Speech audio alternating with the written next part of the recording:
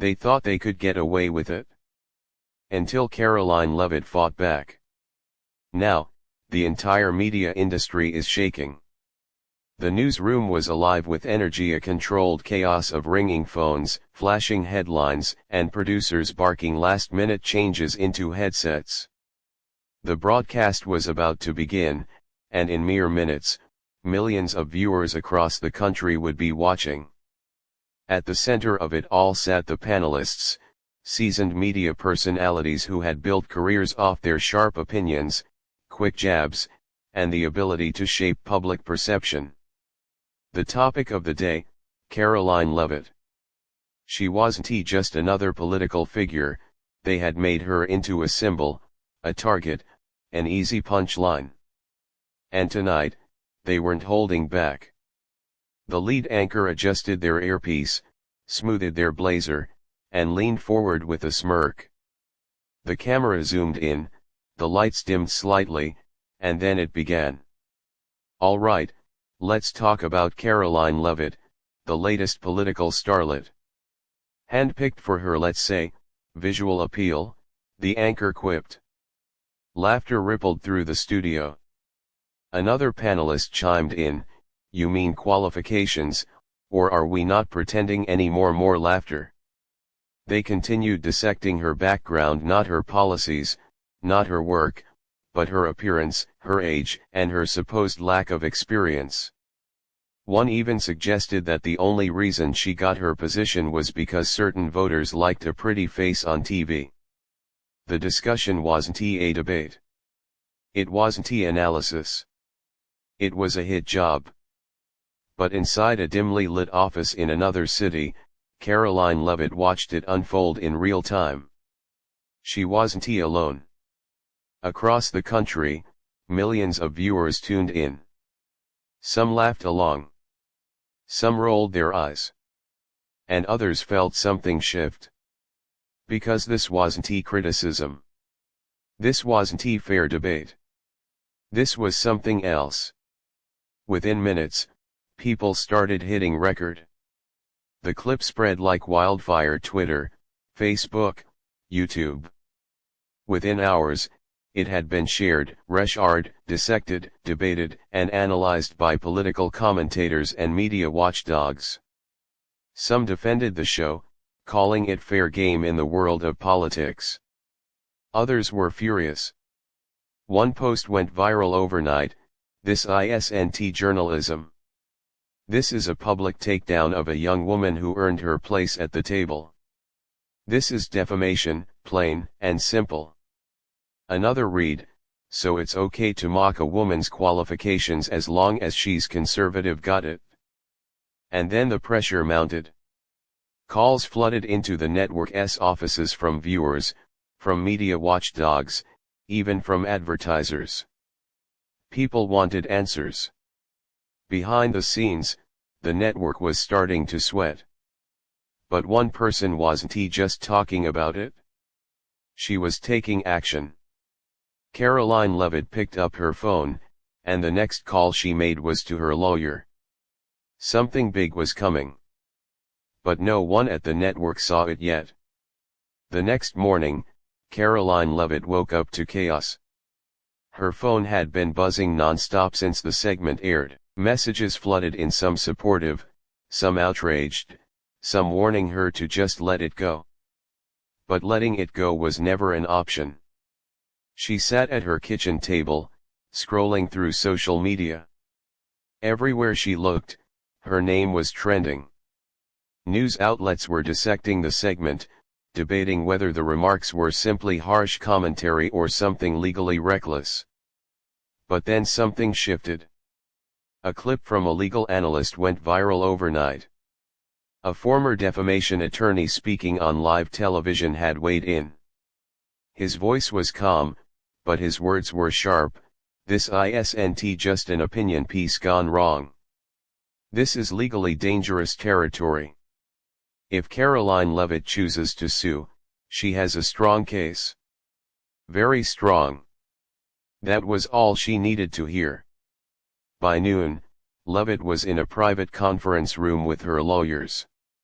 The tension was thick in the air. The legal team had already reviewed the footage frame by frame, dissected every word, every tone, every smirk. And their conclusion: this was actionable. The remarks weren't harmless criticism. They were statements of fact presented without evidence, and in the eyes of the law, that mattered. Her lead attorney, a seasoned litigator with a reputation for taking down media giants, folded his hands and leaned forward. They went too far, and they knew it. A silence stretched across the table. Then Karoline spoke. "File it." And just like that, the lawsuit was in motion. By mid-afternoon, the legal documents were finalized and filed in court. It wasn't just a defamation case. It was a direct challenge to an entire industry that had long operated without consequences. The network executives didn't even have time to prepare. By 5 p.m. the news was out. Breaking: Karoline Leavitt files lawsuit against major TV network for defamation. The headlines were everywhere. News anchors stumbled over their words as they read the legal details live on air. Political analysts scrambled to respond. The network had been caught off guard, and the panic was setting in. But the real storm was coming from the people. Social media erupted. Good. They get away with this too often. She's going to lose. No one wins against the media. If she wins this, it changes everything. And then the leaks started. Late that night, screenshots of internal emails began circulating online. At first, they seemed harmless routine production notes, show outlines. But then, buried between meeting recaps and script drafts, something explosive emerged. An email dated the night before the broadcast exposed the truth: make her look inexperienced. Tie it to Trump's hiring decisions. Audience eats that up. Another from a senior producer: she's young, unqualified, and an easy target. No need to hold back. The emails weren't just careless remarks. They were proof of intent. This wasn't off-the-cuff banter. It was deliberate, premeditated, a coordinated smear campaign. And the moment those emails leaked, the entire lawsuit took a devastating new turn. Now, it wasn't just a defamation case. It was a full-blown scandal. The leaked emails spread like wildfire. By morning, every major news outlet was running the story. The scandal was no longer just about Karoline Leavitt. It had transformed into a damning indictment of the network itself. Inside the network's headquarters, panic had taken hold. The executives had spent years building a reputation, controlling narratives, managing crises. But this was different. The legal team was in full damage control mode, reviewing every document, every segment, every internal memo, anything that could be used against them. They needed to know exactly how much trouble they were in before Karoline Leavitt's lawyers started digging deeper. And what they found made them sweat. The emails weren't isolated incidents. They were part of a pattern. There were more exchanges, more leaked memos, more internal discussions that painted a clear picture. This wasn't just a one-time mistake. The network had a system, a playbook. Step 1, pick a target. Step 2, shape the narrative before the public can form its own opinion. Step 3, control the talking points. Step 4, if necessary, push boundaries until the damage is done. And now, they were caught. A senior producer stormed into the CEO's office, face pale, voice shaking. "It's bad. Really bad. We have to get ahead of this." The CEO, usually calm, calculated, always in control, was silent. Because deep down, he knew there was no spinning this. The network had two options: double down, deny everything, and fight this in court. Cut their losses, issue an apology, and try to settle before more dirt surfaced. But before they could make a decision, another bombshell dropped. A former network employee came forward. She sat down for an exclusive interview.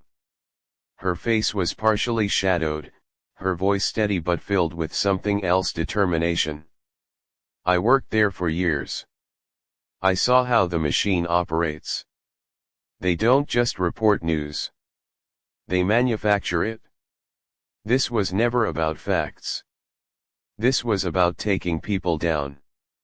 And I can't stay silent anymore." The interview shattered everything. Viewers who had once trusted the network without question now weren't so sure. Sponsors started pulling ads. Ratings took a nosedive. The network's credibility was crumbling. And for the first time, the people at the top who once laughed at the idea of being held accountable were now whispering about how much this could cost them. Because the reality was sinking in. This lawsuit wasn't just about Karoline Leavitt anymore. It was about every person the network had ever smeared. It was about every narrative they had twisted. It was about the entire system they had built, and whether it was finally about to collapse. But one thing was certain: this wasn't over yet. By the next morning, the network's name was everywhere. But for all the wrong reasons. Headlines dominated news sites. Leavitt lawsuit explodes. Network's emails leak. Was it all a setup? Former employee exposes media smear tactics. Advertisers back away. Is this the beginning of the end? And social media an all-out battlefield. People weren't just watching this unfold. They were participating. Twitter threads dissected every leaked email. Influencers, political analysts, and everyday users poured over the evidence, calling out hypocrisy, connecting dots, and demanding accountability. A particularly damning clip made its way around the internet. A media watchdog compared the network's past coverage of other political figures, how they used the same tactics over and over, taking minor details and spinning them into career-ending controversies. They've done this before, the analyst said. And they'll keep doing it unless someone stops them. The backlash was relentless. Some former network supporters felt betrayed, realizing they'd been fed narratives carefully curated behind the scenes. And the worst part: the network's response only made things worse. By midday, a carefully worded statement was released. "We stand by our commitment to journalistic integrity and robust political discourse. We regret any misunderstanding and will continue to engage in conversations that challenge and inform the public." That was it. No apology. No acknowledgement. Just corporate fluff. And people saw right through it. This isn't an apology. It's damage control. So you got caught, and now it's just a misunderstanding. Try again. They aren't sorry. They're just sorry they got exposed. It wasn't just viewers who were outraged anymore. Sponsors were starting to react too. The first ad pull came quietly. A well-known brand issued a vague statement about re-evaluating partnerships. But then more followed. A major tech company suspended ads indefinitely. A national retail chain cut ties completely. A top-tier sponsor publicly distanced themselves, calling for higher standards in media ethics. This wasn't just a bad PR moment, this was a crisis. And in the network's executive boardroom, the mood was grim. The people who had once mocked Karoline Leavitt on live TV were now watching their careers, their reputations, and their influence crumble in real time. Then came the final crushing blow. One of their own turned against them. A current network employee, someone still on payroll, broke ranks in an exclusive interview. he dropped a single statement that set the media world on fire. If the public saw what really happens behind the scenes, this wouldn't just be a lawsuit. It would be a reckoning. And just like that, the floodgates opened. Because now, the network wasn't just facing a lawsuit. They were facing a full-blown collapse. Inside the network's headquarters, panic had turned into desperation. The newsroom, once filled with confidence, power, and control, was now a war zone. Top executives sat in a closed-door meeting, their voices low, urgent, tense. This wasn't just a PR crisis anymore. This was survival. Someone slammed a stack of papers onto the table. Sponsors are pulling out faster than we can replace them. Viewership is tanking. Our name is poison right now. The CEO rubbed his temples, exhaustion clear on his face. We need a way out now. The legal team seated at the far end of the room was already 3 steps ahead. They knew the only way to stop the bleeding was to kill the lawsuit before it saw the inside of a courtroom. So they drafted an offer. It was massive, a multimillion-dollar settlement. Enough to make anyone think twice. But it came with one condition: Karoline Leavitt had to sign a gag order. If she took the money, she could never speak about this case again. No interviews. No statements. No legal precedent. It would all go away quietly. The network's lawyers believed this was their best move. Because if this lawsuit went to trial, everything would be exposed. Every email. Every private conversation. Every producer's meeting where they plotted which public figures to tear down. They couldn't afford that. They needed Karoline Leavitt to take the deal. That evening, her legal team received the offer. The number was jaw-dropping. One of her lawyers hesitated, looking at Karoline. Most people would take this. But she didn't even glance at the papers. Her mind was already made up. The next day, Karoline called a press conference. Cameras flashed as she stepped up to the podium. The room fell silent. She took a deep breath, then spoke with clarity, strength, and purpose. I didn't file this lawsuit for money. I filed it because words have consequences. The tension in the room grew. Reporters leaned forward. This network thought they could destroy my reputation and walk away without consequences. They thought they could silence me with a settlement. And I want the world to know. She paused, locking eyes with the cameras. I will not be taking their money. I will see them in court. The room erupted. Shouts from reporters. News anchors scrambling to go live with the update. Social media a firestorm. She rejected millions just to make sure the truth comes out. Respect. If she wins, this changes everything. This isn't just about her anymore. It's about all of us. And at the network's headquarters, silence. Because now they knew. They were going to court. And for the first time in history, they were the ones on the defensive. The trial date was set. For the first time, a major media network was being dragged into court not as the investigator, not as the storyteller, but as the accused.